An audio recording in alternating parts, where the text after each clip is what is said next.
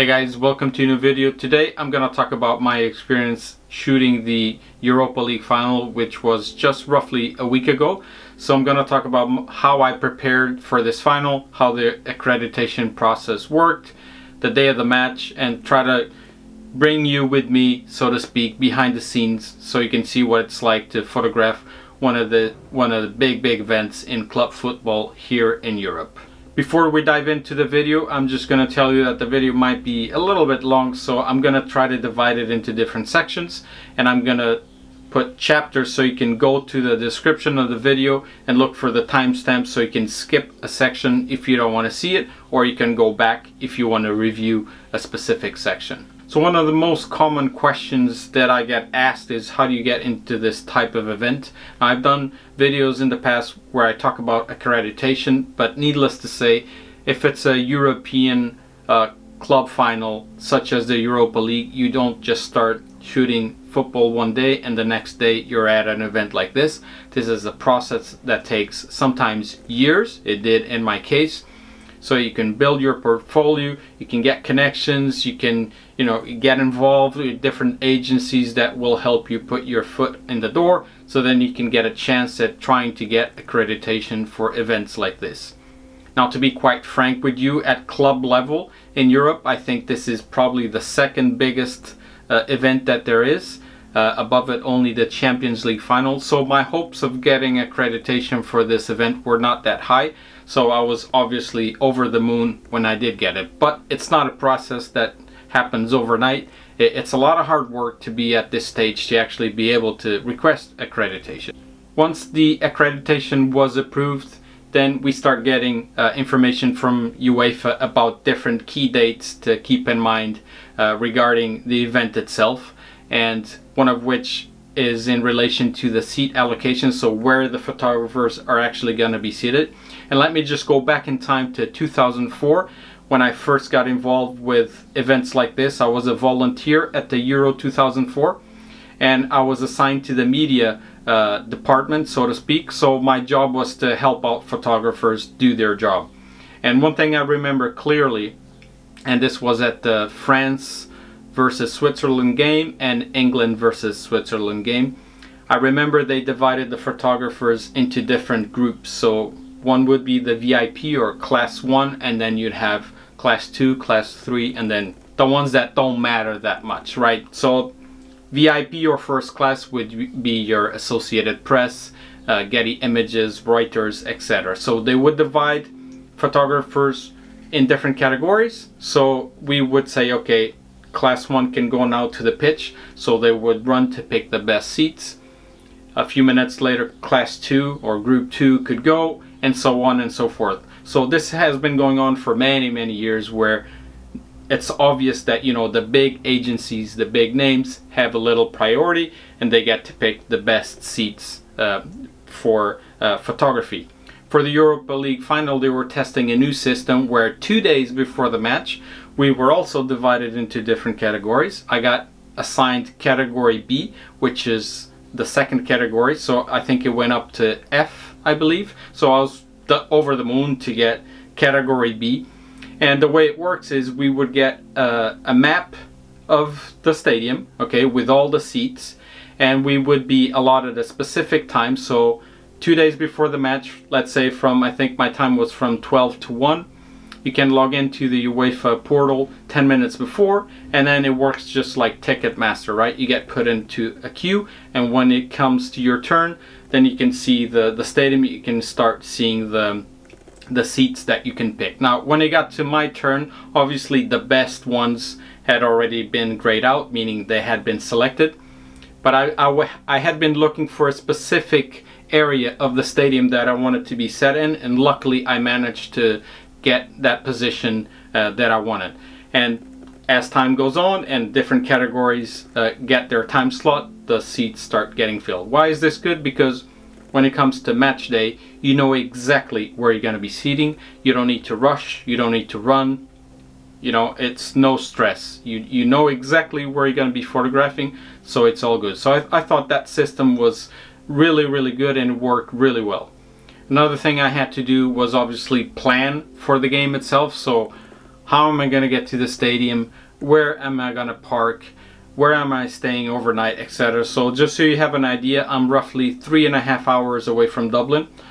So back and forth, roughly 7 hours of driving. It's a lot of driving. It's very tiring. So I thought, okay, let me look at hotels to stay overnight, because the game starts at 8. It's going to end late. So let's see how that goes. And obviously the prices went through the roof. So, you know, the cheapest I could find was €300, 350, and it went up all the way to 1,000, 1,500 euro, etc. It was just something I could not justify. So I thought, okay, you know what? I'm just going to do it all in one day. So that day I woke up at 7, and I ended up getting home around 3:50 a.m. So it was a very, very long day. So I drove to Dublin, I left my car at the airport, and I took a cab to the stadium because I knew traffic was going to be an absolute nightmare. I got there really, really early, went to the Accreditation Center, got my lanyard, but not the bib, then moved on to the stadium. Once I got to the stadium, you go through the media entrance, your gear gets put into the x-ray machine just like at the airport, which is very standard. They either do that or they actually open your gear to see what you have inside. And we didn't get allowed on the pitch just yet because it wasn't time. I was quite early. Once we did, we went to the media room where we got given our bibs. And if you go back to when I said I knew where my position was, so there's a number for the photo position. So when they give us the bib, there's a see-through plastic thing, sleeve here, that you can put something on, and they give you the number that you can put in there. So I'll just show you a picture of what it looked like. So the bib itself has a number, but the one that really matters is the one in orange. So that meant that only I was meant to be sitting at seat number 33. Now, before we were even allowed to get into the pitch, we had a mandatory press conference with a media officer from UEFA who explained the most basic rules that you would expect at an event like this, but also some very interesting details that maybe you don't think about. Most basic ones would be you can only sit at the position that you're assigned to. So in my case, position number 33. You will see that number in the bib. To get to your position, you will go through the tunnel where the players and the officials also come through, and that is the only time you are allowed to go through that tunnel. You will be stopped if those teams are entering the tunnel at that time. So if nothing is happening, if no teams are going through the tunnel, you are allowed to get in, and then you can get to your position. Like I said, that's the only time you can go through the tunnel. At any other time before the match starts, during halftime, or after the match is over, if you want to get to a specific part of the pitch, you need to go all the way around. You cannot cross the tunnel. So that was standard and very obvious. After that, they gave us very interesting details, such as when are the sprinklers going to come on to water the pitch. And I paid close attention to that, and luckily I did, because by the second when they said they were going to turn on, they did. And the jets, the water jets, were quite strong, and some of the photographers that were not paying attention got their gear wet. Hopefully nothing happened, but I paid attention, so I made sure not to be near my position with my gear uncovered when the water started running. And they were very, very precise with the time. Another interesting detail is that when you're watching something like this on TV, you will often see TV reporters talking with the stadium behind them and the trophy right next to them and a podium.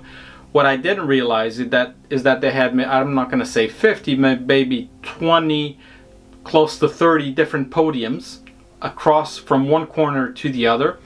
And they told us the precise time when the trophy was going to be in one end and the time when it was going to be at the other end, so that if you're stuck in one corner, you know that a specific time the trophy will be near you, you will be able to take pictures.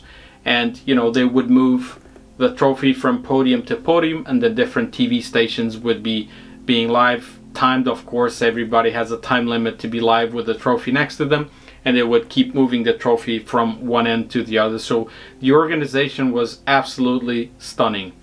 At our specific photo positions, we had a network cable ready for us to connect our laptops to, so we didn't have to worry about, you know, wireless connections or Wi-Fi or anything like that. So that was really good. And we also had a chair, so that was one of the things I didn't know that we would have. So I brought my stool with me. It was useless, obviously. I didn't want to be standing up, but luckily they had a chair.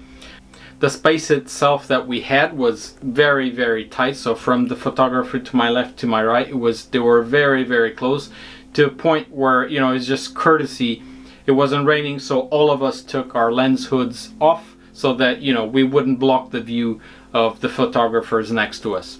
At a certain point, it started raining ever so slightly, and then all of us put our lens hoods on because we don't want to get our lens wet. As soon as it stopped raining, we took the lens hoods off again, and that was fine. But space-wise, I'm not gonna lie, it was very, very tight. But you know, it's a final. There were, I think, 102 photographers at that final, and I'm not even talking about journalists, just photographers. So it was packed, quite packed. As for the position itself, you know, you have to make a choice. And before the game even started, Bayer Leverkusen were on 48 or 50 games, I can't remember, unbeaten. So they were the clear favorites. When the game actually happened, Atalanta were far superior and they deserved the win. But I made my choice, you know. I want to be near a corner. I don't want to be near the goal too much. And I don't want to be to the side. So I was very lucky to actually get to the position that I wanted. And I had the Bayer Leverkusen bench to my right, so I could see Javi Alonso quite clearly. And I had the players facing me, running towards me. I did not want to be to the side. I was lucky to get to the position that I got. During the match itself as well, I also got to have 2 goals on my side. But unlucky me, the celebrations went away to the opposite side. So celebration wise, I didn't get that lucky. Still talking about positions though, I had a colleague shooting for the same agency, so Extra Time here in Ireland. He got placed on the opposite end of the pitch, which for Extra Time was absolutely fantastic because we were able to tell the story in 2 different perspectives. We could catch both teams attacking at all times. Now, one of the rules that the UEFA media delegate said at the press conference was the only way you can switch sides is if you have a colleague on the other side that can give you their number, so you can switch the number that is assigned to that specific seat. We decided to stay at our respective seats so we could both catch both teams attacking and both teams defending as well. And I think that covers pretty much everything that I can remember, at least pre-match. So we got there before the teams were even on the pitch warming up, and when they do come and start to warm up, that's when I start testing my settings. It's a thing I recommend you do if you're starting out in sports photography, is to test your camera settings so you can get a feeling of the light of the stadium and make sure everything is right so that when the game actually starts, you're good to go. Obviously, it's also a great time to photograph fans. The players, get some nice, easy stock photos of the players warming up. Another interesting fact about the Aviva Stadium, which for the effects of the Europa League final was called the Dublin Arena, because Aviva is the name of an insurance company and UEFA does not like to promote different companies. So that made sense. It was the Dublin Arena for that night. But one of the things that is interesting about that stadium is that one of the ends is much lower. So one of the sides of the pitch behind the goal is massive and really tall, and the one behind me is really tiny and it's all glass, so it's see-through. And the reason for that, and I didn't know this, the taxi driver on the way to the stadium told me this, is because when they were planning to build that stadium, the people that live behind the stadium, they have a lot of money. So they only granted permission, so to speak, for the stadium to be built if that part was much lower and that it would be glass so that the sun can still shine through. So that's an interesting fact. In those stands we had Bayer Leverkusen fans, and those specific Bayer Leverkusen fans, not all of them obviously, but a very select few, did not like to have their pictures taken. Me and the photographers next to me got a lot of abuse, so we quickly realized, okay, they don't want their pictures taken, and the mood got quite a bit quite tense, I'm gonna be honest with you. So much so that the UEFA media officer came to us and said, you know what, this is not mandatory, I'm not gonna force you to do this, but we have had some issues with some fans, so if you could avoid taking pictures of the fans behind us, please do. And I obviously stopped because I don't want to cause any trouble. So you gotta, you know, this has nothing to do with photography. You gotta be able to read people and see if you're doing something that's causing the tensions to rise. Maybe you should ease it out and not do it. On the other end, the Italian fans wanted their pictures taken, and let me just be clear, I'm not talking about that all Bayer Leverkusen fans are like that at all. There were fans that like to have their picture taken as well. I'm talking about a very, very select few that were behind me. 10 minutes before the game ended, we had riot police behind us, and I actually asked my wife, did you see this on TV? And she said no.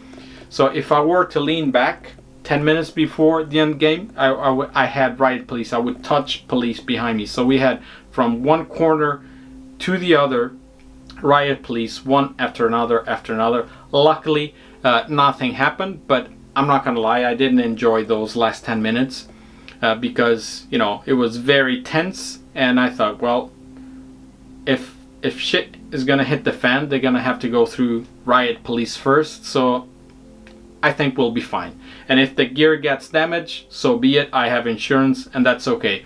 But those last 10 minutes were a bit intense. So try to read the room, so to speak, if you're at a match. Don't do anything that will provoke people.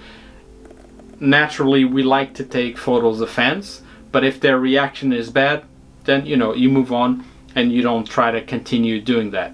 As I was saying earlier on, so when the teams actually get to the pitch to warm up, that's when you start taking pictures of them warming up.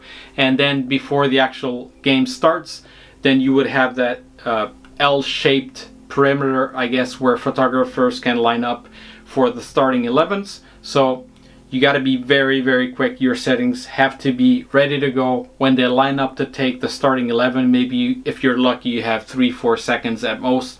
And unlucky in such a big event is that you will have one team in front of you and the other one to the right or to the left. So in my case, I had Bayer Leverkusen right in front of me, and Atalanta, I could only take a picture to the side because obviously I could not cross the tunnel. For the celebrations, it was a bit easier because the positions were roughly the same, but they had a podium for the photographers as well, so you could have someone, you know, a line of photographers sitting down, and then some standing up, and then a small podium behind, so you could have, you know, everybody could have a clear view of the celebration. So that was really, really well organized. Once the players actually got the trophy and started going out to the fans, that we could move around the stadium, not through the pitch though, around the stadium, and take celebration photos as best as we could. Needless to say, during the match, to upload pictures, you got to get ready and have all the metadata and photo mechanic code replacements, all that good jazz ready so that you're efficient. Remember, if you're at a final like that and you're trying to compete, so to speak, with other photographers, efficiency is key. So having your code replacements, all your metadata ready, being able to lock your photos and import only the ones that you need, all of that is very important. Once the game is over, went back to the media room, uploaded a few more pictures, edited a few more, and that was that. So by the end, everything was done. I'm gonna say it was roughly 12:30 a.m. Went back to the airport, got into the car, and got home at 4 a.m. So got up at 7, got home at 4. It was almost 24 hours. Very, very long day, but it's totally, totally worth it. I hope that throughout this video I have shown you some pictures that I took during the match. If you have any questions of what it's like to photograph an event like this that I didn't cover, feel free to drop them in the comments, and I'll try to answer as many as I can. Now, what are some of the things that I would possibly change if I could go back in time? One of them would be to take the 400 lens, the strap. So if you don't know, the 400 actually has its own strap, and I never use it ever. That's gonna change. Reason for that is that during the celebrations, I didn't use the 400 that much. So if I had the strap, I could have it around my neck and keep it with me, because given of what the situation behind my photo position was, I did not want to leave my gear there. So I brought the 400 with me because it's the most valuable piece of equipment I have. So I use mostly the 7200 during the celebration shots. So if I could go back in time, I would have brought the strap, so I could have the 16 to 35 and the 7200 and just have the 400 around my neck. As for the gear, and probably that's something I should have mentioned at the very start, what gear did I use for this final? So I used two R6 Mark IIs. I used two EF adapters because all of my glass is EF. That is the 400 f2.8 Mark II, the 7200 f2.8 Mark II as well, and the 16 to 35 f4. So that's the gear that I use, alongside a MacBook Pro 13-inch, and then the backpack and the Think Tank roller bag. I have made videos about these in the past, so you want to check them out, please do. And I think that pretty much covers it. If you have any questions, once again, just drop them in the description. For those of you who have been long subscribers of this channel, I know it's been a very, very long time, 7 months since I last uploaded a video. I don't know when I'll be back, but if I am back, it'll be with content that I think is deserving of being uploaded. Again, I just don't want to upload for the sake of uploading, but this was a very, very special event, and I wanted to share my experience with you guys. Thank you very much for watching. Again, if you're not subscribed, subscribe to the channel, hit that like button, and until next time, take it easy, guys. Stay safe.